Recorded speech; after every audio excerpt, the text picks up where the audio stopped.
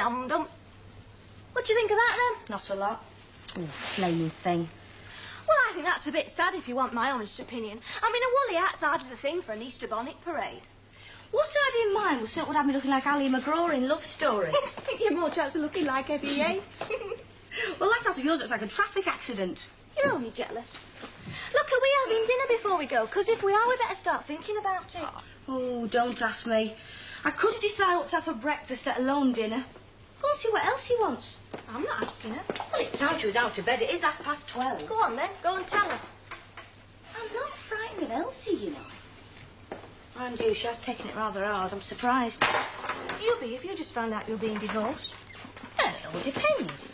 And it was her that left him, and she knew it was over ages ago.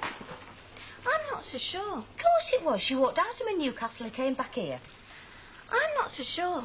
I think she walked out on him hoping he'd follow her. You and your deep theories. You know, you should be writing letters for Woman's Magazine, you. Anyway, whoever left who, it's all been over ages ago, and she knew it. Yeah, but when a bit of paper comes through your door telling you be divorced in 6 weeks, all finished and final, well, it must be a bit rotten. Well, not if the marriage is dead. That just proves what I'm saying. She must have hoped that he'd come back one day and say, Elsie, let's try again. There we are. Thank you. Thanks. Ta-ra. Ta-ra. Oh, thank heavens you're open. Sorry, I brought the whole country ground to a halt. Oh, no, there's still one or two mugs like me, toiling away while the rest of you playing. I'm working too, you know. I'm doing the Easter bonnet parade. You call that work? I do. If it's any justice, I get danger money. Some of the ladies who don't win can turn very nasty. Then why do you do it, year after year? Yeah, good question, good question. I suppose, really, because I'm stupid. You know the classic definition of stupidity? It is the inability to learn from experience. Then that definitely makes women more stupid. Because if it had any sense, we'd learn from experience and sample just one fella and then pack 'em in forever. That sounds a bit bitter. Yeah, well, it come out a bit more bitter than I meant, really. But let's face it, here's me with a finger in the dike, and where's my ever-loving husband? Probably in a pub somewhere. I don't know. But I do know he's not working, and I am. Oh, close up then. Or better still, find a plant pot or something, bounce it on your head and come and join my Easter bonnet parade. Nah, I'd just feel guilty. Catch-22. I knew I'd love to. I wish I hadn't given Mavis the holiday now. Oh, yeah, she's off with Derek somewhere, is she? What? The way he treated her over that house. She's not bothering with him again, and quite right, too. Oh, yeah, sorry, I forgot. He's a man. Exactly. Don't tell me you're working, because I don't believe it. No, not really. Just driven up from London. I want to be there in the morning, bright-eyed, bushy-tailed, ready for work. Give us a packet of those cigars, don't we? You doing anything particular this afternoon? Ah, well, that depends what the catch is. Oh, no catch. How would you like to be my fellow judge on the Easter bonnet parade? What, you mean birds in it? Yeah, gorgeous birds, marvellous plumage, all full of grateful feelings towards the kindly judges. Yeah, sounds like a few laughs, yeah. It's not 5 minutes since you were telling me you got in danger. Rita, I want 3 boxes of chocolates, prizes for the lovely winners. Now, does that buy me your silence? Just about. Do you ever get the feeling you've been had?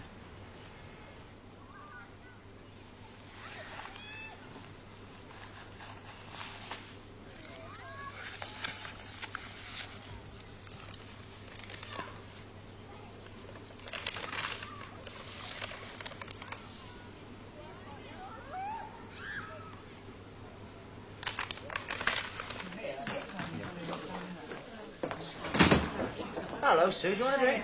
I haven't got time, look. Mrs. Walker? Yes, dear. Could I ask for advice, Mrs. Walker? I've got this problem to do with fashion and good taste and things like that, so I thought I'd better come to you. And what exactly are you in doubt about? Hats, Mrs. Walker. Hats. That's something that girls of your age know nothing about, nothing. Pity, really, because the right hat, worn with style, should be a crown. Well, I knew you know about these things, so it's for the Easter bonnet parade this afternoon, you see. Oh, Ken Barlow's annual affair. Seen some of those parades, and the standard isn't all that high. Well, that's what I thought. I don't want to let the street down. So I thought if I borrowed a hat from you, I'd be sure to make it very exclusive. See you later. Wait a moment. I think I have the very thing. What a load of old flannel. Are you talking to me? All that stuff you were giving her. You know about fashion, Mrs. Walker. And at least it'll be exclusive, Mrs. Walker. It's all flannel. So it worked, didn't it? And that makes it okay. From the very best milliners in Chester. Oh, Tom, Mrs. Walker. It's not very fancy, is it? It's a very elegant hat. Oh, yes, I say nothing about it. Once I've trimmed it, it'll be just the job. Thanks, Mrs. Walker. Now, you will take care of it, won't you? Because I'm very fond of that hat. I do hope she'll be careful. The young people today don't know what careful means. I've heard you say that, Mrs. Walker, many a time.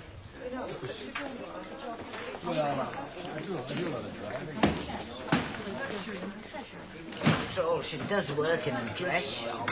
One assumes she knows how to take care of a quality article. Yes, but what do they sell? Denim and all that stuff. They don't bother looking after that, do they?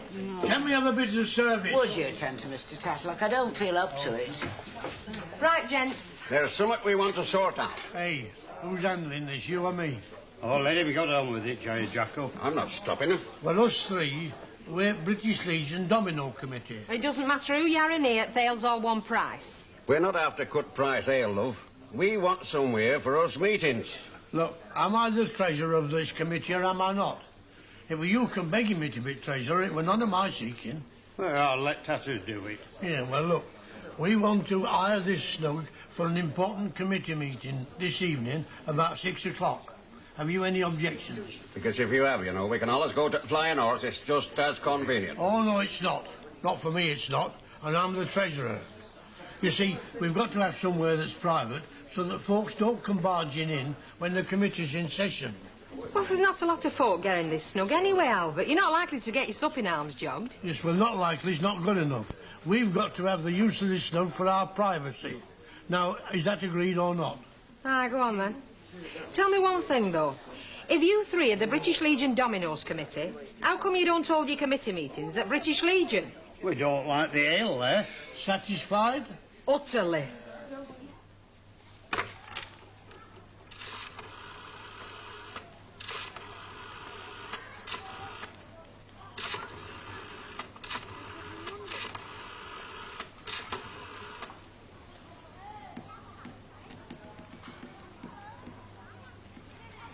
Alan?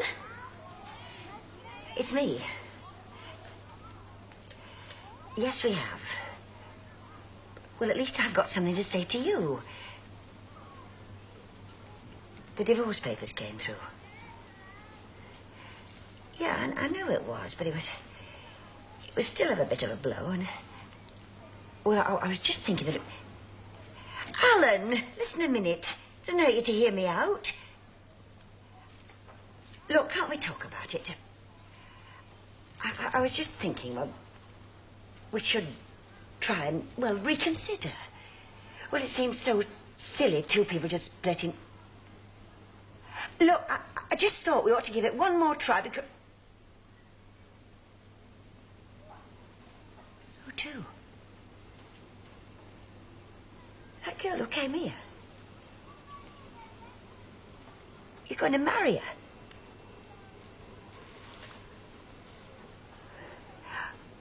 Well, I can't say I wish you luck, Alan, because... Alan? Alan!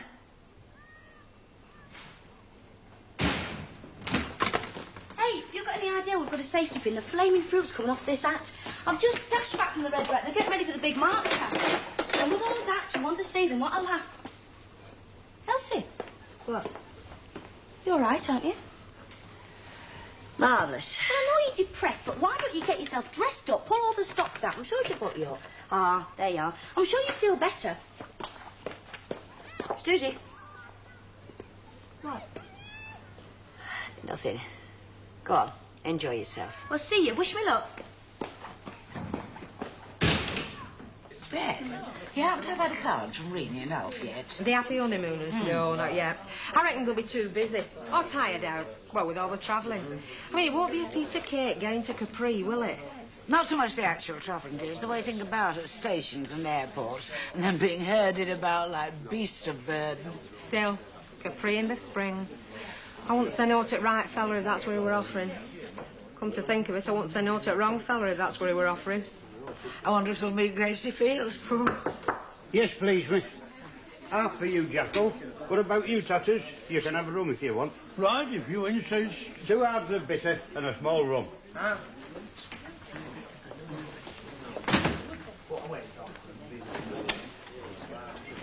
Sorry, you can't come in here. Private meeting. Isn't that right, Albert? That's right, you can't come in here.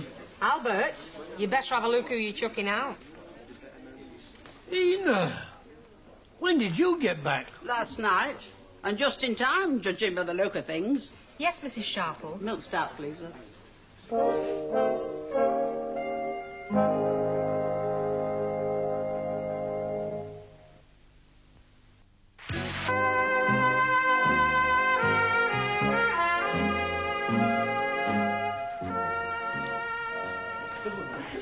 Mrs. Sharples, how nice it is to have you back again with us. Thank you very much. Would you mind telling him that? Now look, we come here in here at dinner time and we booked this snow for a private committee meeting. Your staff said it were all settled, and then she comes barging in, throwing her weight about. I walked in here just as I've always done, and this silly old fool throws a tantrum. You must be your second child, Albert. I'm entitled to make my protest. This snow is private for us, and you've got no right to be here. And it's up to you as a landlady to chuck her out. Mr. Tatlock, in the first place, I do not want telling my duties as landladies. And even if I did, which I don't, you would be the last person I should consult. Now, in the second place... This place was booked definitely private for us. Kindly let me finish. In the second place, all my customers are on an equal footing on my premises, and all are equally welcome, as long as they behave themselves. Well, there you are then. She's causing the bother. You are causing the bother, Mr. Tatlock. And if anyone is in danger of being banned, it is you. Mrs. Sharples, I do hope you're in good health after your visit to Hartlepool. Well, I mustn't grumble, Mrs. Walker. Good. An excellent rule for all of us, Mr. Tatlock. And you two old women would stick together. Oh, shut up, moaning. Look, why don't you introduce me to your two pals? And when we've got to know one another, we can then sort out whose raft it is. It is. Miles. Gin and tonic, love, please. Have you been down to Red Wreck watching Fancy Hat Parade? Nope. Oh, more exciting ways of passing your time, eh? I wouldn't say so. Tar, are you, doing anything tonight? Only toiling away behind this bar till chucking out time. I'm going out with town. How about coming with me and making a night of it? Oh, I'm sorry, Elsie, I can't, love. There's only me and Mrs. Walker here. We're bound to get busy later. Oh, leave her on her own for once. She can cope. I'm sorry, kid, I can't. To be honest with you, even if I could get off, I don't think I might move anyway. Evening, Mrs. Howard. Evening. See ya. See you, kid. Something the matter? I don't know, but she's twanging away like an old banjo string. Seems very tense. Aye. No, man, that's what it is. Ta, love, that's my last one. Good night. Good night. Oh, thank you. Hey. Yeah, there's 20 of me fags, will you, love? Tar. Ta. You and Len doing anything tonight? I doubt it. Oh, only I'm thinking of going on the town. It's nice when you can please yourself. Yeah. Even if you can't please anybody else. No, we'll probably be having a quiet night in. Well, I say a quiet night in. That is always assuming I can find him after I shut this place. He's been playing all day while I've been working. Oh, and in that case, that means by 9 o'clock he'll be fast asleep with his feet up in front of the fire. Quite possibly. Must be very dull for you. I think they call it domestic bliss. Well, if you feel like coming on the town for now, I don't mind waiting while you change. Eh? Yeah, well, I know what it's like trying to get your husband off his backside to take you out for an hour. Are you asking me to go out with you? I'm just offering, that's all. Not my scene. Thanks all the same. Hey, what's up? It's quiet tonight, Frank. Well, it's Easter Monday. You know how it is. What a funny day, Easter Monday. You know, we were packed in here this lunchtime. Yeah, I went to the old ship this lunchtime. You know, that's a place that's gone right down. That's the new landlord, isn't it? You know, the queer fella. I used to go in there all the time when I was up in this part of the world. You could sit at the bar, half a dozen oysters, plate of brown bread, glass of stout, champagne if I was having a good week. Ah, you can't beat it. I never did fancy them myself, you know, oysters. Angel food, Frank, angel food. And very beneficial, too, if you're a lad that likes the ladies. Aye, so they reckon. Did you hear that one about the fellow who fancied an aphrodisiac? And his pal told him to eat oysters. So he went out, he shifted half a dozen. Next day he said to his pal, he says, hey, them oysters are no good. His pal says, why? He says, one didn't work. Do that again, will you? Cheers. That's with a slim line, isn't it? Yeah. And have one for yourself. Thank you very much. Well, Where is it all then? Easter Monday, you see. As I said before, it's a funny day, Easter Monday.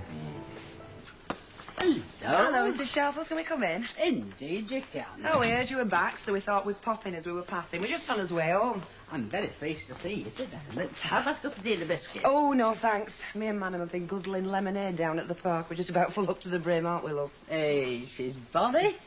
Can I hold her for a minute? Yeah, of course you can. Come on, love. Let's have a look at you. Hey, but you're beautiful, aren't you? Tell you what, she's a bit heavier than she was the last time I held her. My Of course, you've not seen her for a long time, have you? No, they shoot up while you're not watching them. It's like my grandson's lad, young Jason, my little grandson. 5 years now and a regular young demon.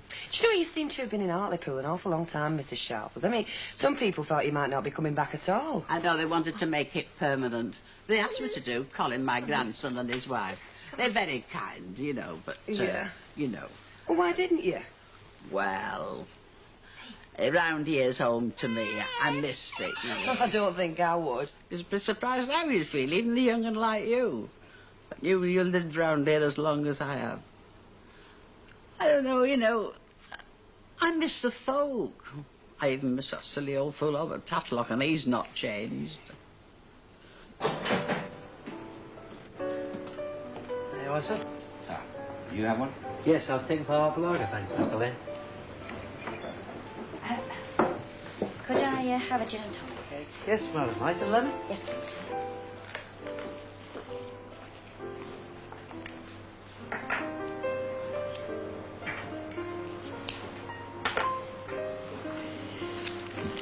Thank you.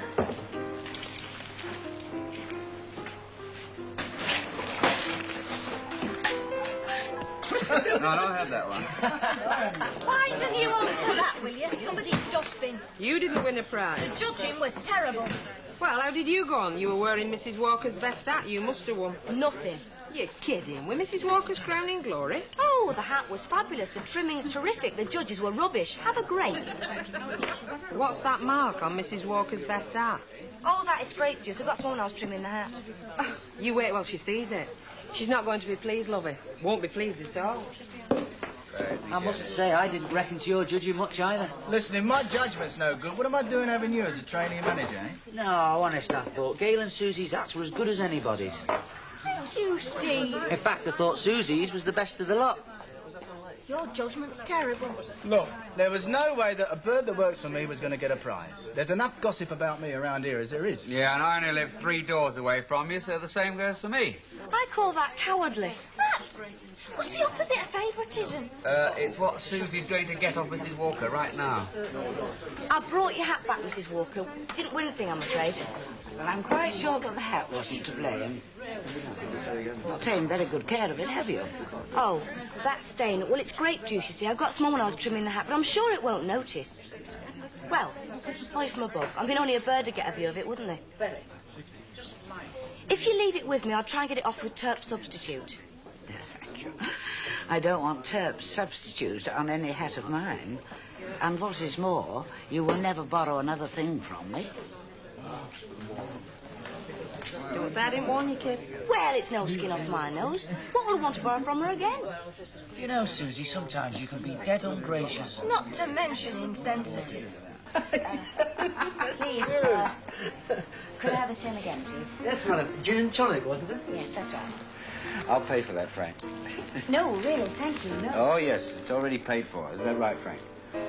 That's right. I'd rather you didn't. I drink the same thing myself. Now, we've got to stick together as G&T drinkers. There's a hard world out there. Come on, it's my pleasure. I'd be offended if you didn't accept. Well, in that case, cheers. Cheers. Keep the change, Frank. My name's Bernard, by the way. Bernard Lane. I'd like to know yours. Elsie Howard. Well, nice to meet you, Elsie. To meet you, nice. You know, before you came along, I was feeling a bit on the Jack Jones side. It's not a nice feeling, is it? You can say that again, especially when you're off your home patch. Yeah, I don't come from these parts. Oh, I see. I get up here quite a lot, though, you know, business trips and the like. I've got to know quite a few people.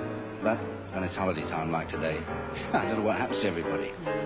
Somehow they all seem to vanish into thin air. Absolutely right. I've not seen you before, though. I'm sure of that. I take it this place is not one of your regular haunts? No, I just happened to be passing, so I thought I'd drop in. Glad you did.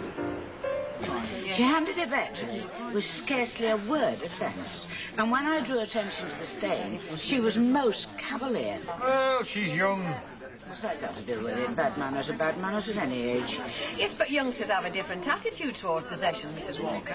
They don't work as hard as we do to get them, so they don't value them the same. I have no objection to people placing little value on their own possessions. What I do object to is them placing little value on mine. Well, apart from that, I don't think they're any worse. Oh, I grant you Susie's a bit casual. No, by and large, the kids are as well behaved today as we were. Hey up, lad. Payment last, eh? What's up now? Got your name in tonight's paper. Something about the council? Well, I wouldn't say that exactly, Mrs. Walker, although they have managed to give Lenny's correct handle. Councillor Leonard Fairclough is due to appear in the Magistrates' Court next week to answer charges alleging drunkenness and disorderly conduct. Thank you very much, mate. Well, did you not know something? You must have been expecting it the way you was carrying on after Alf's stag do. I knew they were doing me. I just don't want you shouting about it all over the place, that's all. Well, I didn't put it in the paper, mate. It's there for everybody to read. You can keep your big mouth shut about it, though. Get on to him, not me. It was him what were drunk and disorderly. I see what you mean, Len, about youngsters being no worse than yourself. So the next day, he went to see his mate, and he said, here. He said, them oysters ain't all they're cracked up to be, you know. One of them didn't work.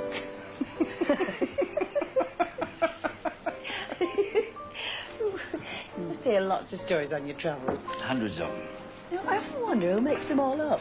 I believe it's some fellow on the London Stock Exchange. Although what stockbrokers have got to laugh about today, I've got no idea. Well, Elsie, we'll be moving if you're ready. What's your drill? Well, do we go back to your place or what? I suppose I could get you into my hotel if necessary, but it's a way over on the other side of town. How do you mean? And listen, don't worry about the money. You take care of me and I'll take care of you. Shall we be moving? What do you take me for? Well, what's up? Do you think I'm some sort of tart or something? Have I used words You've just like... used words that amounted to the same thing. Do you think I'm some sort of professional or something? Well, let's face it, kid, you're too old to be an amateur. Why, let go of me. Don't tell me. Tell him he's just insulted me. Come on, Let Sam, go you're of me. leaving. I'll go in my own good time and not before. Leave me alone. You're ready now. Unless you want me to call the police. Now go on and don't come back. Otherwise I'll put a complaint in about you next time. I'm sorry about that, Frank. All of a sudden, she turned funny. Don't worry about it, Mr. Wayne. Yeah. Another gin and tonic. And have one yourself.